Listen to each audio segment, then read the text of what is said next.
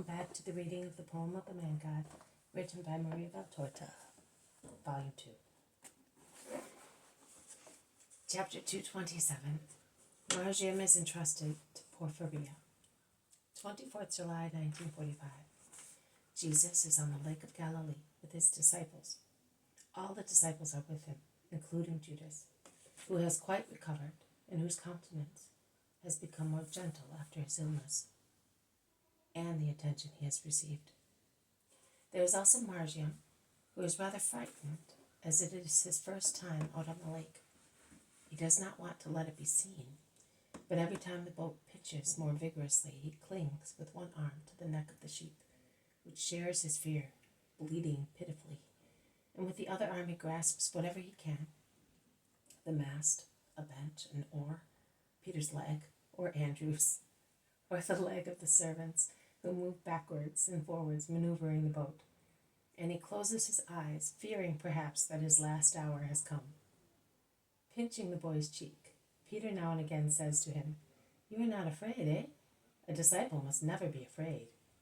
The boy shakes his head in denial, but as both the wind and the lake are rising, while they approach the mouth of the river, where the Jordan flows into the lake, he closes his eyes tighter and more frequently, and at last, when the boat heels over when struck on one side by a wave, he gives a scream of terror.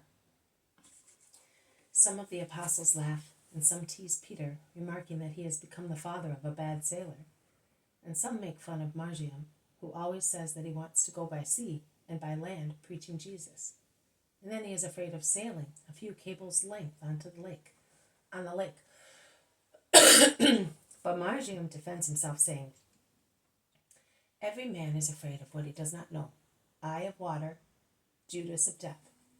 I thus realize that Judas must have been afraid of dying, and I am surprised that he does not react to the boy's remark. On the contrary, he says, "You are right. Everyone is afraid of what one does not know." But we are about to arrive at Bethsaida, which is only a short distance away, and you are sure that you will find love there. I also would like to be at a short distance from the house of the Father, and be sure of finding love there. He says so, with a tired, sad expression. "Are you not trusting God?" asks Andrew, who is obviously amazed. "No, I mistrust myself. During the days of my illness, when I was surrounded by so many pure good women, I felt so backward spiritually. How much I meditated. I would say to myself, if they still work to improve themselves and earn heaven, what must I do? Because they feel that they are still sinners, whereas I thought that they were already saints. And what about me? Will I ever succeed, Master? With goodwill, one can do everything. But my will is very unreliable. The help of God will make up for what is missing. Your present humility is a result of your illness. You can thus see that God, through a painful incident, has provided for you something that you did not have." "That is true, Master, but those women, what perfect disciples they are. I'm not speaking of your mother. We all know about her. I mean the others. Oh, they have really surpassed us. I was one of their first tests for their future ministry. But believe me, Master, you may rely entirely on them. Eliza and I were looked after by them, and she has gone back to Bethsur with a completely changed soul and mentality. And I hope to change. I hope to change too, now that they have worked on me." Judas, who is still physically not too strong, begins to weep. Jesus, who is sitting beside him, lays his hand on his head, nodding to the others to be silent. Peter and Andrew are busy in the last landing maneuvers and are silent.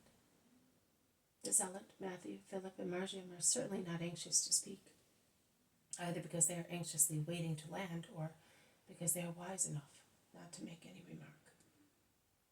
The boat sails up the Jordan and shortly afterwards grounds on the gravel bed. While the servants land to fasten the boat, anchoring it to a large stone by means of a rope, and to place a board as a landing wharf, and Peter and Andrew put on their long garments.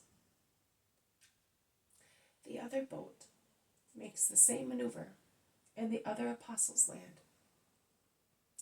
Also Jesus and Judas step ashore, while Peter puts a little tunic on the boy and tidies him up in order to present him in a decent state to his wife. They have all now disembarked, including the sheep. And now let us go, says Peter.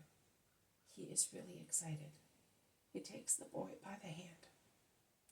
Also Margiam is deeply moved, and in fact he forgets the sheep, and John takes care of them.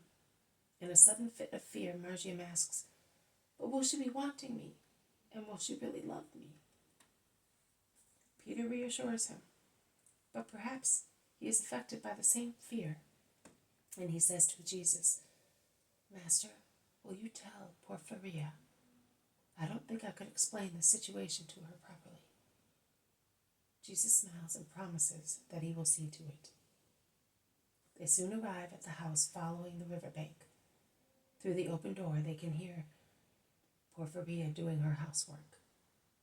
"Peace be with you," says Jesus, looking in at the kitchen door, where the woman is tidying up her kitchenware. "Master! Simon!" The woman runs and prostrates herself at the feet of Jesus, and then at those of Peter. She then stands up, and while her face, which, if not beautiful, is certainly most amiable, blushes, she says, "I have been longing so much to see you. Are you all well? Come in. You must be tired." "No, we are coming from Nazareth, where we stayed for a few days, and we stopped also at Cana. The boats were at Tiberias. You can see that we are not tired. We had a boy with us, and Judas of Simon was rather weak after being ill." "A boy? Such a young disciple?" "An orphan we picked up on our way." "Oh, dear. Come here, my darling. Let me kiss you." The boy, who is timidly half hidden behind Jesus, allows the woman, who has knelt down to be his height, to embrace and kiss him, and he shows no reluctance. "Are you going to take him with you all the time, while he is so young? He will become tired." The woman is so pitiful, she clasps the boy in her arms and holds her cheek against his. "Actually, I was thinking of something else. I was planning to entrust him to one of the women disciples when we go away from Galilee, from the lake area." "And not to me, my lord? I never had any children of my own, but I have had many nephews, and I know how to deal with children. I am the disciple who is not good at speaking, who is not so healthy as to be able to follow you as the other women disciples do. Oh, you know, I may also be cowardly if you think so, but you know how I am tied up." "Did I say tied up?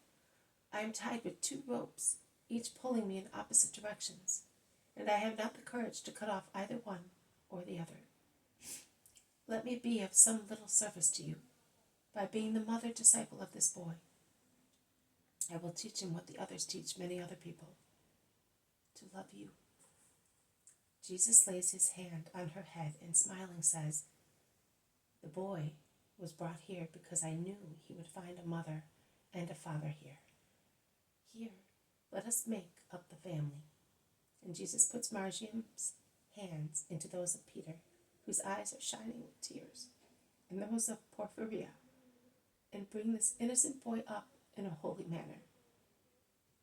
Peter, of course, already knew, and he only wipes off a tear with the back of his hand. But his wife, who is not expecting so much, is left in mute amazement for a few moments. She then kneels down again, saying, "Oh, my Lord, you took away my husband and left me almost a widow. Now you are giving me a son. You are giving back all the roses to my life, not only the ones you took, but also the ones I never had. May you be blessed. This boy will be dearer to me than if he had been the fruit of my own womb, because he comes to me from you." And she kisses Jesus' tunic and the boy and takes him on her lap. She is happy. Let us leave her to her love effusions, says Jesus. You may remain as well, Simon.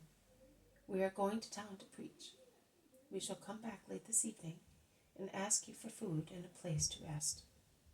And Jesus goes out with his disciples, leaving the three in peace. John says, My Lord, Simon is happy today. Do you want a child as well? No.